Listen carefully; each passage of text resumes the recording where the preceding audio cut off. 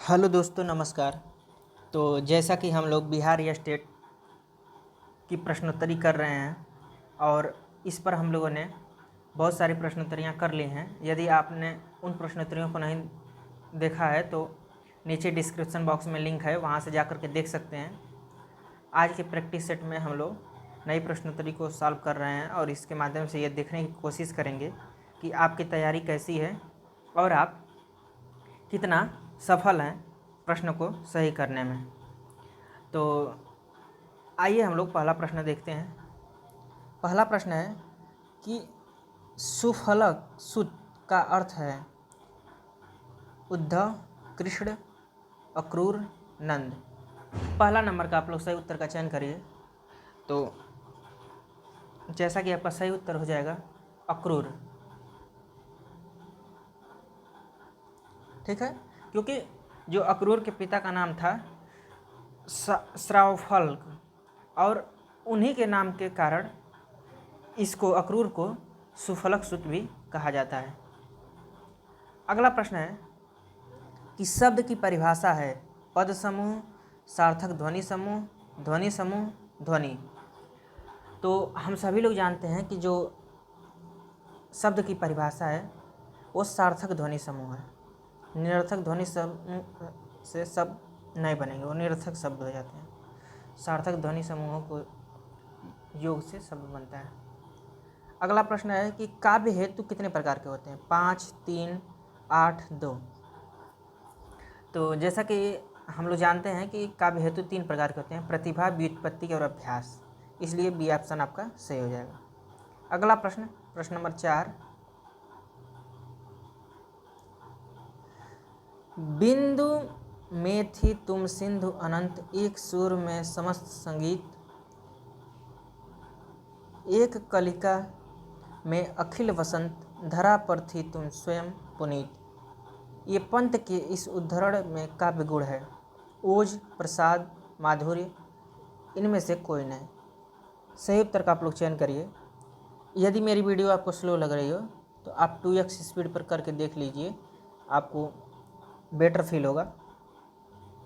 तो चौथा का आपका सही उत्तर जो हो जाएगा वो ऑप्शन नंबर बी, प्रसाद गुण है इसमें। ठीक है। अगला प्रश्न, प्रश्न नंबर 5। काव्य का वह गुण जो चित्त में तेज और स्फूर्ति का संचार करता है कौन सा गुण कहलाता है? ओज, माधुर्य, प्रसाद, इनमें से कोई नहीं। तो ये तो सभी लोग जानते हैं कि ओज गुण है जो वीर रस से संबंधित है। अगला प्रश्न है कि ओज गुण का संबंध किस रस से? देखिए हो गया रौद्र रस, श्रृंगार रस, शांत रस, करुण रस। ओज का संबंध बताइए आप लोग, तो रौद्र रस से। अगला प्रश्न है 7 नंबर कि इनमें से किस आचार्य ने काव्य गुणों की संख्या 10 मानी है? क्षेमेंद्र, वामन, भोजराज, भरतमुनि। 7 नंबर का आप लोग सही उत्तर का चयन करिए। तो जैसा कि हम लोग जानते हैं कि भरतमुनि ने काव्य गुणों की संख्या 10 मानी है, तो आपका डी ऑप्शन सही हो जाएगा। आचार्य वामन जो थे वो 20 माने थे काव्य गुणों को। ठीक है। अगला प्रश्न है कि किस आचार्य ने दृष्ट, प्रीति और अदृष्ट कीर्ति को काव्य का प्रयोजन माना है? कुंतक, दंडी, वामन, रुद्रट। 8 नंबर का आप लोग सही उत्तर का चयन करिए। तो आपका सही उत्तर हो जाएगा ऑप्शन नंबर सी, वामन ने। वामन ने दृष्ट और अदृष्ट को काव्य का प्रयोजन माना है, यानी कि प्रीति और कीर्ति। ठीक है। अगला प्रश्न 9वां नंबर कि मुख्य अर्थ से भिन्न अर्थ होते हुए भी उससे कुछ संबद्ध अर्थ प्रकट करने वाली शब्द शक्ति को क्या कहते हैं? लक्षणा, शाब्दिक व्यंजना, अभिधा, आर्थी व्यंजना। सही उत्तर का चयन करिए। तो 9वां नंबर का आपको जो सही उत्तर हो जाएगा लक्षणा शब्द शक्ति होती है। जो मुख्य अर्थ से भिन्न होते हुए भी उससे कुछ संबद्ध अर्थ स्थापित होता है तो लक्षणा होती है। और जब मुख्य अर्थ से एकदम भिन्न होती है, उससे कोई संबंध नहीं होता है, तब व्यंजना शब्द शक्ति हो जाती है। मात्रिक छंदों में मात्रा कितने प्रकार की होती है? 3, 2, 4, 5। तो जैसा कि हम लोग जानते हैं कि जो मात्रिक छंद होते हैं उनमें 2 प्रकार की मात्रा होती है। एक हर्ष होता है तो ह्रस्व इस तरह से होता है, जो दीर्घ होता है वो यस के टाइप में होता है। ठीक है, ये चीज़ ध्यान दीजिए। अगला प्रश्न है कि अवधि का जो निजी छंद है वो क्या है। तो ये तो नॉर्मल प्रश्न हो जाएगा कि आपके सामने ऑप्शन है बरवे, कवित, रोला, छप्पा है। तो 11 नंबर का आपका सही उत्तर हो जाएगा बरवे छंद। ये अवधि का अपना निजी छंद है। ठीक है, छंद शास्त्र के प्रणेता आचार्य माने जाते हैं पतंजलि, पिंगल, पाणिनि, मनु। तो छंद शास्त्र के जो प्रणेता हैं वो पिंगल मुनि माने जाते हैं। इस छंद शास्त्र को पिंगल शास्त्र भी इन्हीं के नाम के आधार पर कहा जाता है। ठीक है, अगला प्रश्न 13 नंबर, निम्नलिखित में से कौन सा वाणिक छंद नहीं है। निगेटिव प्रश्न है। भुजंगी, इंद्रवज्रा, वसंतिल्का, अरिल्य। 13 नंबर का आप लोग सही उत्तर का चयन करिए। 13 का आपका सही उत्तर हो जाएगा डी ऑप्शन, अरिल्य। अरिल्य जो छंद है वो वाणिक छंद नहीं है और सभी वाणिक छंद। अरिल्य क्या है तो मात्रिक छंद है। ठीक है, इसके 16 मात्राएं होती हैं। ठीक है, अगला प्रश्न, इंद्रवज्रा में एक चरण में कितने वर्ण होते हैं। 11 वर्ण, 12 वर्ण, 13 वर्ण, 14 वर्ण। सही उत्तर का आप लोग चयन करिए। तो जैसा कि आपका सही उत्तर हो जाएगा 11 वर्ण होते हैं। इंद्रवज्रा में 11 वर्ण होते हैं। आइए हम अगला प्रश्न देखते हैं, प्रश्न नंबर 15। करते अभिषेक पयोध हैं बलिहारी इस देश की, हे मातृभूमि तू सत्य ही सगुण मूर्ति सर्वेश की। इन पंक्तियों में कौन सा छंद है। दोहा, चौपाई, उल्लाला, गीतिका। 15 नंबर का आप लोग सही उत्तर का चयन करिए। तो आपका सही उत्तर हो जाएगा ऑप्शन नंबर सी, उल्लाला छंद। ठीक है, अगला प्रश्न 16 नंबर,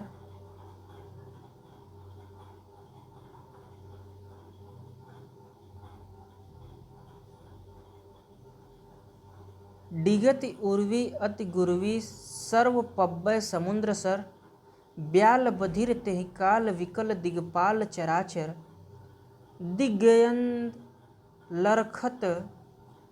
लरखरत परत दस कुंभ मुख भर, सुर विमान हिम भानु भानु संघटित परस्पर, चौके विरंची शंकर सहित कोलु कमठ अहि कलमल्यव, ब्रह्मांड खंड कियो चंड धुनि, जबहि राम शिवधनु दल्यु। किस छंद में निबद्ध है। कुंडलिया, छप्पय, कवित्त, मंदाक्रांता। 16 नंबर का आप लोग सही उत्तर का चयन करिए। तो आपका सही उत्तर हो जाएगा ऑप्शन नंबर बी, इसमें छप्पय छंद है। अगला प्रश्न, प्रश्न नंबर 17, निम्न में से कौन सा विकल्प काव्य में छंद के महत्व से संबंधित गलत विकल्प है। 4 ऑप्शन दिए गए हैं, बताना है कि कौन सा छंद के संबंध में गलत है। छंद सरस न होने के कारण मन को भाते नहीं है। छंद मानवीय भाषाओं को झंझकृत करते हैं। छंद में अस्थायित्व होता है। छंद में हृदय को सौंदर्यबोध होता है। 17 नंबर का आप लोग सही उत्तर का चयन करें। तो आपका सही उत्तर हो जाएगा कि छंद सरस न होने के कारण मन को नहीं भाते हैं। यही गलत है छंद के संबंध में, क्योंकि ये तो सरस होते हैं, मन को भाते हैं, तुकांत इतना अच्छा होता है, एकदम सूटेबल होती हैं चीज़ें। तो ये आपका सही हो जाएगा।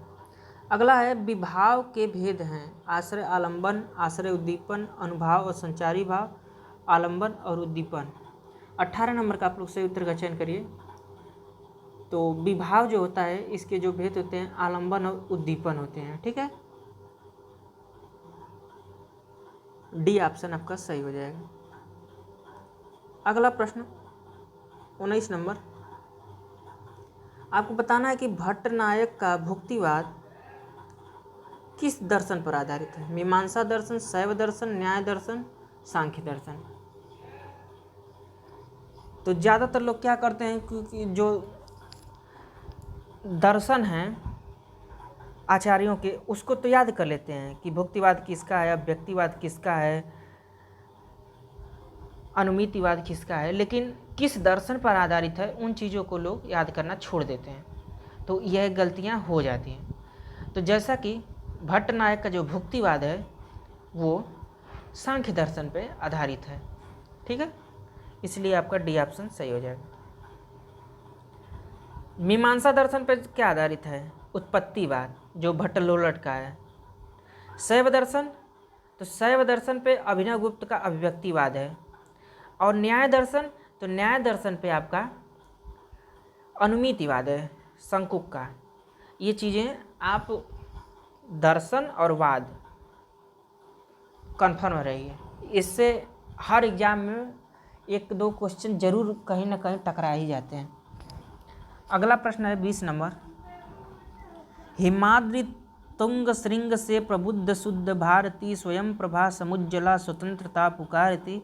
उपयुक्त पंक्तियों में कौन सा रस है? भयानक रस, वीर रस, अद्भुत रस, विवश रस। तो 20 नंबर का आपका जो सही उत्तर हो जाएगा वो वीर रस हो जाएगा। अगला प्रश्न 21 नंबर। जिस प्रकार आत्मा की मुक्तावस्था ज्ञान दशा कहलाती है, उसी प्रकार हृदय की मुक्तावस्था रस दशा कहलाती है। उक्त कथन किस आचार्य का है? नंदुलारे वाजपेयी, कृष्ण शंकर शुक्ल, रामचंद्र शुक्ल, जानकी वल्लभ शास्त्री। तो जैसा कि आपका सही उत्तर हो जाएगा आचार्य रामचंद्र शुक्ल। 21 का आपका सी ऑप्शन सही हो जाएगा।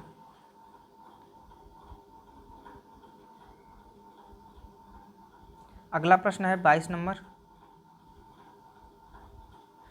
जब ते निहारे घनानंद सुजान प्यारे, तब ते अनोखी आग लाग रही चाह के, में विरह का कारण है मान प्रवास पूर्वराग करुण। सही उत्तर का आप लोग चयन करिए, इसमें विरह का कौन सा कारण है? तो जैसा 22 का आपका सही उत्तर हो जाएगा पूर्वराग। इसमें विरह का कारण जो है वो पूर्वराग है। अगला प्रश्न है 23 नंबर कि अस्थाई भाव जब विभाव अनुभाव एवं संचारी भावों के योग से आस्वादन करने योग्य हो जाता है, तब सहृदय प्रेक्षक के हृदय में रस रूप में उसका आस्वादन होता है। रस की यह परिभाषा किस विद्वान ने दी है? ऑप्शन देख लेते हैं।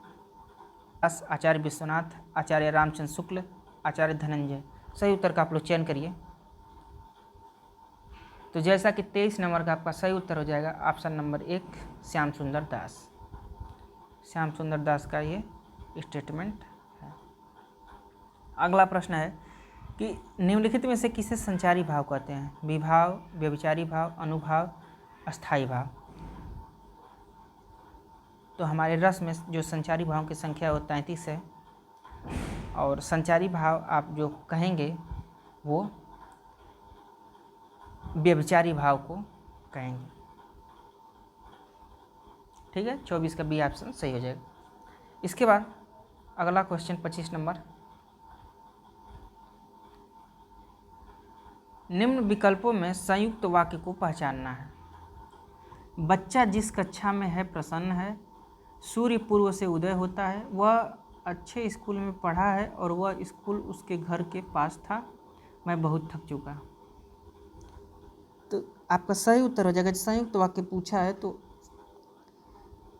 2 वाक्यों को जोड़ा गया है इसमें। 25 का आपका सी ऑप्शन सही हो जाएगा। अगला प्रश्न है 26 नंबर। निम्न विकल्पों में से उस विकल्प का चयन कीजिए जो दिए गए वाक्य के अनुसार सही संज्ञा पदबंध का विकल्प हो। 4 ताकतवर मजदूर इस भारी चीज को उठा पाए। मजदूर, 4 ताकतवर मजदूर, इस भारी चीज को ताकतवर। 26 नंबर का आप लोग सही उत्तर का चयन करिए कि संज्ञा पदबंध का विकल्प कौन सा है। तो देखिए, जब कोई पद समूह वाक्य में संज्ञा का कार्य करता है तो वही संज्ञा पदबंध होता है। तो 4 ताकतवर मजदूर, ठीक है, यही संज्ञा पदबंध है। अगला प्रश्न 27 नंबर। सही विकल्प का पहचान करना है। रोहन गृह कार्य करने के लिए अभी अपने मित्र के घर गया है। रोहन गृह कार्य करने के लिए अपने मित्र के घर गया है। सही विकल्प का चयन करना है और बताना है कि इसमें उद्देश्य क्या है। तो उद्देश्य जो है वो रोहन हो जाएगा, क्योंकि रोहन के विषय में बात हो रही है। ठीक है, ऑप्शन नंबर 1 सही हो जाएगा। अगला प्रश्न है 28 नंबर। इसमें संयुक्त वाक्य को पहचान करना है। हमने पानी बरसता हुआ देखा और घर में शरण ली। जब तुम लौटकर आओगे तब मैं आऊँगा। आज हिंदी की कक्षा नहीं होगी। पिताजी पुस्तक पढ़ रहे हैं। 28 नंबर का आपका जो सही उत्तर हो जाएगा वो ए ऑप्शन हो जाएगा। ये संयुक्त वाक्य है। अगला प्रश्न 29 नंबर। दिए गए वाक्यों में एक वाक्य शुद्ध है जिसका चयन करें। उधार लेने वाले प्रायः ऋणदाता से मुंह हटाने लगते हैं। उधार लेने वाले प्रायः ऋणदाता से मुंह चुराने लगते हैं। उधार लेने वाले प्रायः ऋणदाता से मुंह बनाने लगते हैं। उधार लेने वाले प्रायः ऋणदाता से हटाने लगते हैं। तो सही उत्तर क्या होगा आपका? एक वाक्य जो शुद्ध है। तो 29 नंबर का आपका जो सही उत्तर हो जाएगा बी ऑप्शन हो जाएगा कि उधार लेने वाले प्रायः ऋणदाता से मुंह चुराने लगते हैं। अगला प्रश्न है कि इनमें कौन सा वाक्य शुद्ध है? सीता ने यह कहा, सीता ने यह कही, सीता यह कही, सीता यह कहा। तो सीता क्या कहा? शुद्ध वाक्य बताइए। तो 30 नंबर का आपका सही उत्तर है सीता ने यह कहा। ए ऑप्शन से। ठीक है, अगला प्रश्न 31 नंबर। तुम बहुत अच्छे बच्चे हो। इस वाक्य में कौन सा विशेषण पदबंध है? तुम बच्चे हो, बहुत अच्छे, तुम अच्छे, अच्छे बच्चे हो। 31 नंबर का सही उत्तर का चयन करिए। तो आपका जो बी ऑप्शन है वो सही हो जाएगा। बहुत अच्छे, ये विशेषण हो जाएगा, विशेषण पदबंध। ठीक है, अगला प्रश्न। जब किसी संज्ञा की विशेषता बता जाती है तो वहाँ से विशेषण होता है, ये तो आप जानते ही हो। इनमें से शुद्ध वाक्य कौन सा है? मेरे प्राण निकल गए, मेरा प्राण निकल गया, मेरा प्राण निकल गए, मेरी प्राण निकल गई।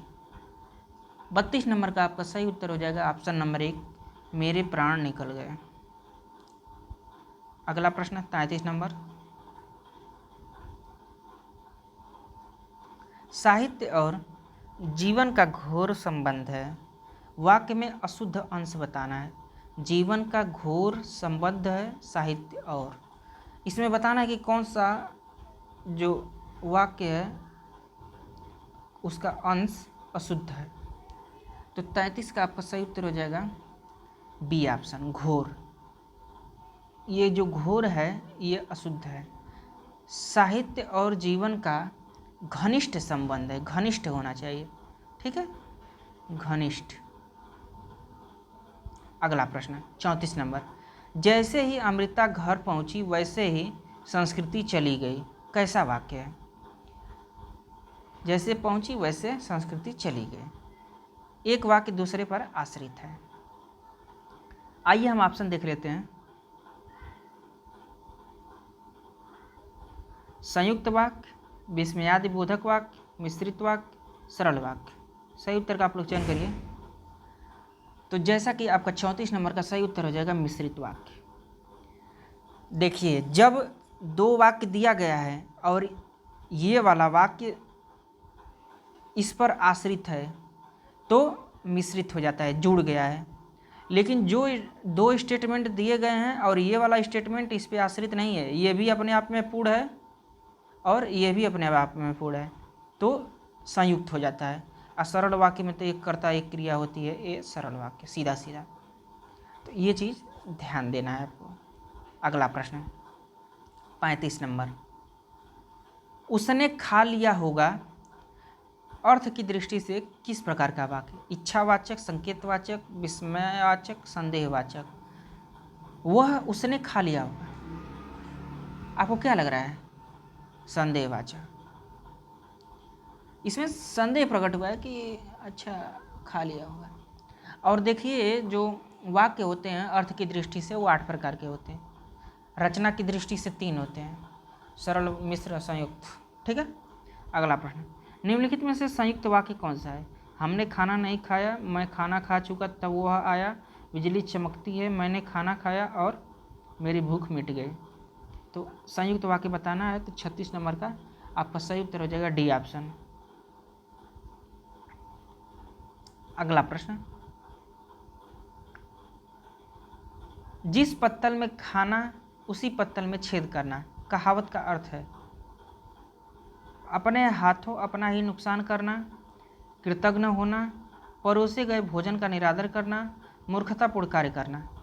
37 नंबर का आप लोग सही उत्तर का चयन करिए। तो आपका जो सही उत्तर है वो बी ऑप्शन सही हो जाएगा, कृतज्ञ होना। ठीक है, बाकी सभी विकल्प असंगत है। अगला है 38 नंबर प्रश्न, कागजी घोड़े दौड़ाना मुहावरे का अर्थ होगा?